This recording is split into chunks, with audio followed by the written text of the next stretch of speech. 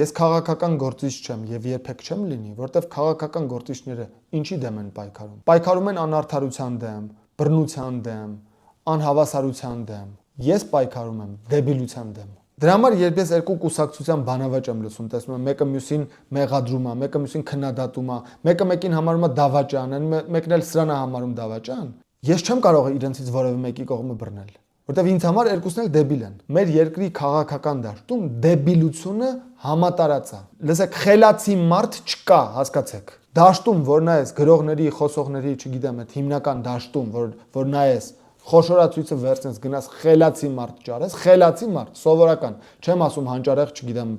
մտածող, ասում եմ խելացի, տրամաբանող մարդ չկա մարդ, որը կտրամաբանի, պարզ, կասի գիտեք ինչ, եթե մեր երկրում կրթական սիստեմը օրինակ լավ չի աշխատում, այդ սիստեմը պետք է քանդել, սարքել ուրիշ սիստեմ։ Մեր քաղաքական գործիչների մեջ ամեն տեսակ դեբիլներ կան։ Ազնիվ դեբիլներ, հայրենասեր դեբիլներ, անկիրթ ու ուսյալ դեբիլներ, բարի ու չար դեբիլներ, դավաճան ու հերոս դեբիլներ, հասկանում եք։ Ենթատեսակները շատ են, բայց հիմնական դեբիլ տեսակը